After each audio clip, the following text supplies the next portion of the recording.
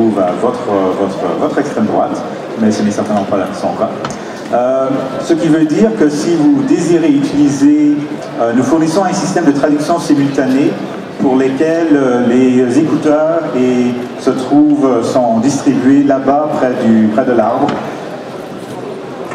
Donc, je vais faire les présentations et ceci donnera le temps aux gens qui auraient besoin de la traduction simultanée de l'anglais au français de ramasser les écouteurs et de s'installer.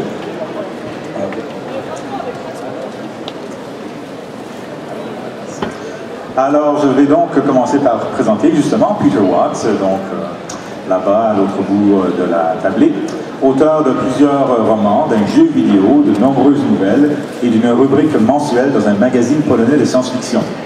Un ancien biologiste marin vivant à Toronto, ses œuvres ont été traduites en 18 langues et il a reçu des prix et nominations dans 7 de ces langues. Vision aveugle, son dernier roman paru au Fleuve Nord en 2009, je pense qu'il y en a eu d'autres depuis, a notamment reçu un prix pour le meilleur roman traduit en Espagne, un prix pour le meilleur roman étranger en Russie, ainsi que des prix Sphinx et Nast en Pologne, le prix Jacques Chambon, Grand Prix de l'Imaginaire 2010 pour la meilleure traduction par Gilles Goulet. Cependant, malgré de nombreuses nominations, le roman n'a pas remporté de prix dans sa langue d'origine.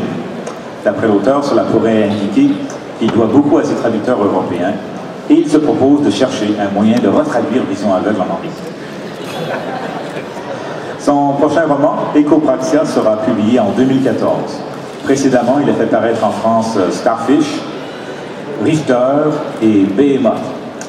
Et pour citer un critique ontarien, James Nichol, on a affaire à un auteur qui est parfois d'humeur un peu noire. Et Nichol disait à son sujet que lorsque ma volonté de vivre prend un peu trop de place, je n'ai qu'à lire un peu de Peter Watts.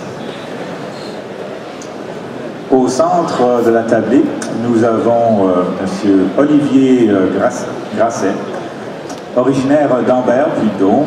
Olivier Grasset suit les classes préparatoires maths sup bio au lycée du Parc à Lyon, avant d'intégrer en 1988 l'École nationale supérieure de géologie de Nancy.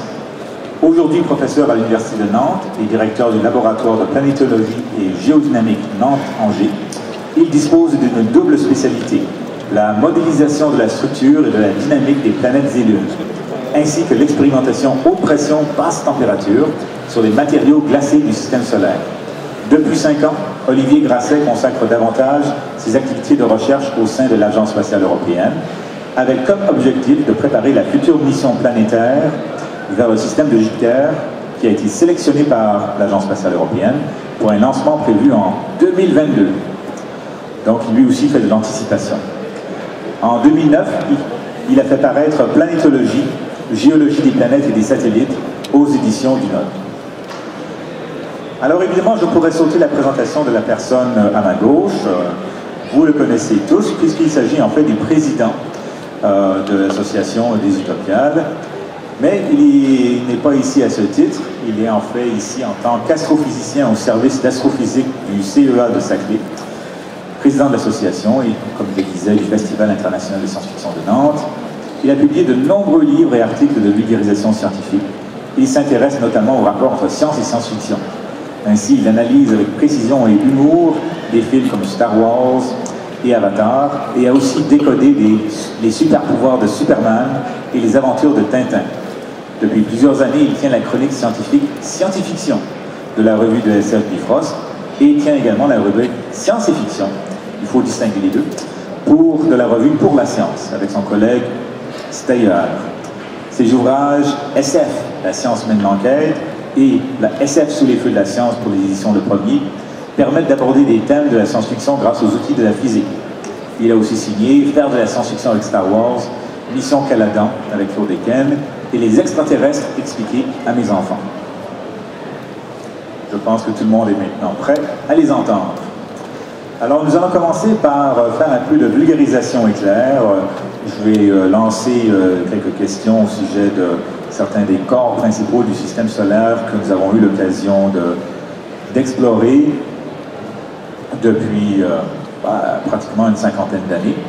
Et donc, en guise d'entrée en matière, je rappelle justement que Nous vivons un âge d'or de la découverte du système solaire, en particulier depuis le lancement des premières sondes durant les années 60. Toutes les planètes, plusieurs satellites, quelques astéroïdes et une poignée de comètes ont été visités, frappés ou observés de près. En 2015, à néfaste, 2 planètes naines, Cérès et Pluton, seront visitées pour la première fois, ce qui complétera le tour de toutes les catégories d'objets du système solaire. Disons que la visite du Soleil est un peu difficile, mais il y a déjà eu des sondes qui se sont rapprochées autant que possible du Soleil.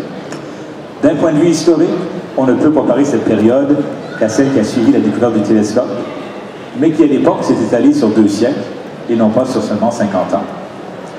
Alors maintenant, je vais me tourner effectivement vers mes participants avec des questions éclairs. Essentiellement, on va commencer par la planète qui fascine tout le monde de la science-fiction et aussi beaucoup de monde hors de la science-fiction. Qu'avons-nous appris de neuf et de passionnant récemment au sujet de Mars? Je vais commencer par M. Lehoucq.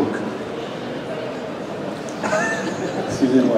Alors, le 9 sur Mars, en fait, on sait beaucoup de choses sur Mars maintenant, puisqu'on a envoyé évidemment un certain nombre de robots. Vous avez tous entendu parler d'abord du robot Sojourner. C'était un petit robot qui avait en gros la taille d'une boîte à chaussures, et puis ensuite Opportunity et Spirit, qui étaient des robots un peu plus gros, et puis enfin Curiosity, qui est maintenant gros comme une voiture, comme une petite voiture qui fait 900 kg. Donc on a appris énormément de choses sur Mars, sur sa géologie, son évolution. On est maintenant définitivement sûr de à peu près 10 façons différentes que de l'eau liquide a coulé sur Mars, et coule parfois encore sur Mars, mais de manière extrêmement fugitive. On a vu des traces de coulures récentes, ça veut dire le satellite, il y a des satellites qui sont en orbite autour de Mars et qui voient la surface de Mars avec une grande précision. Ils passent au-dessus d'une région, puis ils repassent au rythme de leur rotation autour de Mars, de leur révolution autour de Mars. Et à un endroit, on ne voit rien, puis on repasse quelques mois plus tard et il y a quelque chose qui ressemble à une coulure.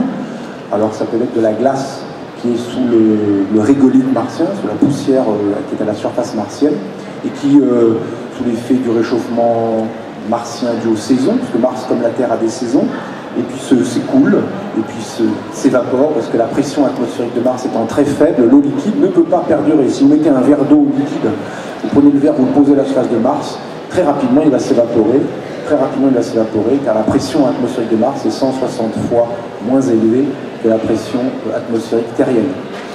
Donc du coup, on sait qu'il y a de l'eau liquide sur Mars, on sait qu'il y a eu des écoulements qui ont été assez vastes, des fleuves, des choses où l'on voit des pierres qui ont roulé, des galets qui ont été formés, donc des choses qui prennent un certain temps, des structures géologiques sédimentaires apparaissent. Là, par exemple, la sonde Curiosity s'est posée, elle s'est posée dans une région qui justement a à peu près 2000 mètres de sédiments apparents, donc il va falloir d'abord se diriger vers ces sédiments et puis essayer de les explorer couche après couche en s'en approchant, mais évidemment de loin, parce que c'est sur une falaise, sur quelque chose qui est un peu vertical, donc la sonde va passer, pas la sonde, mais le robot va passer loin, mais avec ses instruments, on va peut-être explorer ça. Il approche doucement, les scientifiques font avancer ces robots avec une grande lenteur, avec majesté, ça correspond à quelques mètres, quelques dizaines de mètres par jour. D'abord parce qu'il faut imaginer, quand on envoie une information sur Mars, ça peut prendre des dizaines de minutes pour arriver, et puis le robot doit prendre l'information, exécuter l'ordre, et puis donner la réponse. Ça s'est bien passé, donc c'est assez lent. Et de surcroît aussi, on veut explorer en détail ce qui se passe pour ne rien rater. Donc Curiosity, pour l'instant, n'a pas fait de découverte fracassante encore, donc les gens sont un peu, comment dire, tendus, en attente. Il faut qu'ils trouvent quelque chose avant que peut-être il cesse de fonctionner. C'est un robot qui est prévu pour fonctionner 3 ans. La fiabilité de l'industrie spatiale étant ce qu'elle est, on peut avoir confiance sur le fait qu'il fonctionnera pendant une bonne période. Spirit et Opportunity ne devaient fonctionner que quelques mois. Ils ont fonctionné chacun plusieurs années avant que l'un des deux tombe en panne. Et l'autre, il est quand même un peu bon. Il est un peu bancal maintenant. Donc on a découvert énormément de choses sur Mars. On connaît, je pense, et peut-être Peter Watts, qui lui connaît bien, et par ses œuvres aussi, le fond des océans. Je pense qu'on connaît mieux la surface de Mars que le fond des océans. Assez curieusement. On l'a beaucoup mieux cartographié. Évidemment, on ne connaît pas tout, et de loin, de la surface de Mars, mais on la connaît beaucoup mieux que le fond des océans terrestres, qui représentent quand même les 2/3 de la surface de la Terre. Donc voilà ce que je peux dire. Moi, je ne suis pas un spécialiste de Mars, bien sûr, mais ce que je peux dire sur Mars, c'est pour laisser la parole ensuite à mes collègues. Oui, déjà je confirme, On connaît beaucoup mieux Mars que la Terre, et pas seulement le fond des océans, mais même la surface des continents, puisqu'en réalité, tout ce qui est satellite terrestre est perturbé par l'atmosphère et la végétation, ce qui fait qu'on connaît beaucoup mieux Mars, qui n'a pas une grosse atmosphère et pas une grosse végétation, c'est le moins qu'on puisse dire. Et donc on a énormément plus de détails sur l'ensemble de la minéralogie et de la topographie martienne que ce qu'il y a sur la Terre, au niveau du détail. Pour ce qui est de vraiment nouveau, bon, tu as très bien resitué le contexte historique de l'exploration. Je pense qu'on peut considérer la nouveauté de l'exploration martienne à deux niveaux. D'abord, au niveau technologique, ceux qui ont suivi un petit peu le devenir de la mission, enfin, des missions d'exploration martienne, découvrent avec le robot Curiosity la capacité qu'on a aujourd'hui à envoyer 900 kg de matériaux sur la surface d'une autre planète et de faire une science, même si elle est avec relativement peu de kilos, à peine 90 au final, de faire une science exceptionnelle qui devient assez similaire. On peut redire ça? Il y a 90 kg de science?